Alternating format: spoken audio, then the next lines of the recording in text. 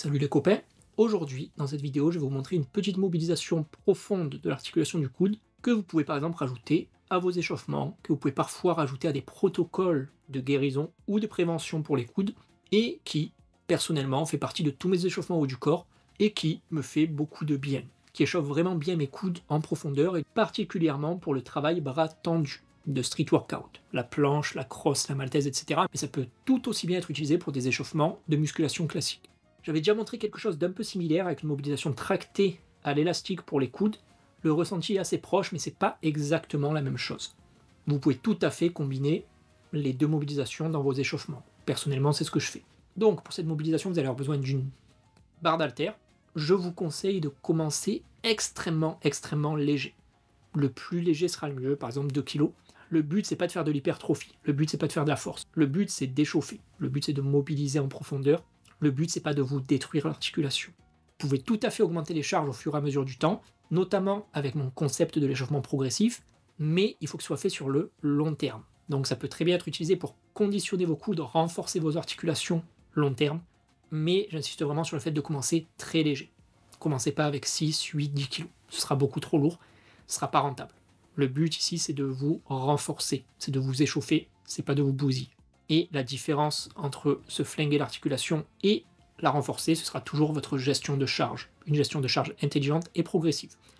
Donc, ceci étant dit, vous prenez votre haltère et avec le bras posé sur votre genou ou sur un banc, peu importe, donc vous voulez que ce soit la partie au-dessus de l'articulation du coude qui soit posée sur un support et l'articulation du coude qui pend dans le vide. Vous allez complètement tendre le bras, vous allez verrouiller l'articulation et vous allez vraiment vous reposer de manière passive sur l'articulation. Donc vous voulez vraiment pas fléchir le biceps pour retenir la charge. Non, c'est pour ça qu'il faut que ce soit très léger. Donc vous voulez vraiment laisser la gravité faire comme si vous vouliez vous péter le bras, grosso modo. Mais vu que c'est léger, évidemment, ça ne va pas casser. Et une fois que vous êtes bien sur votre articulation de manière passive, déjà là vous devriez sentir un petit travail au niveau vraiment articulaire, profond. Et là l'idée ça va être de manière très contrôlée, très douce, de faire des pronations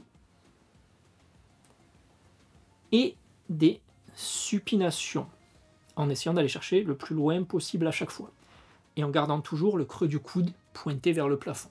Et si vous faites ça, vous allez sentir vraiment une mobilisation profonde des structures du coude. C'est possible de sentir des petits craquements, sentir vraiment que ça mobilise vachement des petites structures dans votre articulation. C'est ok, tant que ça ne fait pas mal. Donc vous devez respecter la règle de la non-douleur, respecter la règle de la non-aggravation, et tout simplement, vous allez mobiliser en douceur, dans les deux sens, jusqu'à sentir que, voilà, vous avez un petit peu mobilisé tout ça, vous avez un petit peu échauffé, il y a de moins en moins de craquements, et évidemment, on fait la même chose de l'autre côté. Donc voilà, c'est tout pour cette petite mobilisation toute simple.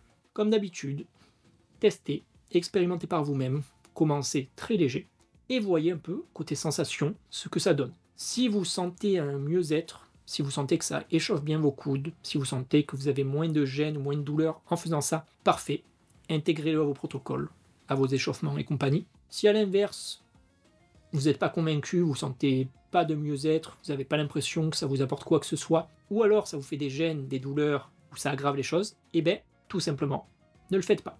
L'échauffement, les protocoles de prévention, l'entraînement, ça doit toujours être personnalisé. On n'a pas tous les mêmes problématiques, et donc on ne doit pas tous avoir les mêmes échauffements. Donc comme d'hab, il faut tester par soi-même. C'est tout pour cette petite vidéo. Si ça vous a plu, ou si vous voulez me remercier et me soutenir, n'hésitez pas à laisser un commentaire sous la vidéo. Si vous voulez découvrir plein d'autres petits exos du genre, plein d'autres outils d'échauffement, plein d'autres exos un peu funky ou peu connus, ou des protocoles d'échauffement, de guérison, etc., en plus d'avoir accès à une communauté fontesque et à des articles ou à du contenu exclusif, vous pouvez nous rejoindre sur le Discord privé. Vous avez toutes les infos sur comment faire dans la description, ainsi qu'une vidéo explicative. D'ailleurs, encore une fois, un grand merci à tous les membres du Discord et aux donateurs qui me soutiennent et qui permettent petit à petit de rendre la chaîne plus rentable. Si vous voulez me remercier d'une autre manière, vous pouvez aussi visiter ma boutique. D'ailleurs, comme promis, on a les superbes caleçons Monsieur Fonte qui sont arrivés. Vu que vous êtes une commune de dégénérés, vous avez été nombreux à les demander pendant longtemps, donc vous avez intérêt à aller en acheter. Vous pouvez aussi me soutenir en me payant un café sur mon Ko-fi. Donc idem pour la boutique et le Ko-fi, vous avez les liens dans la description. Si jamais vous avez d'autres questions ou d'autres demandes, si vous voulez qu'on taffe ensemble ou autre, n'hésitez pas à m'envoyer un message sur mon Instagram. Et pour les autres, je vous dis à bientôt.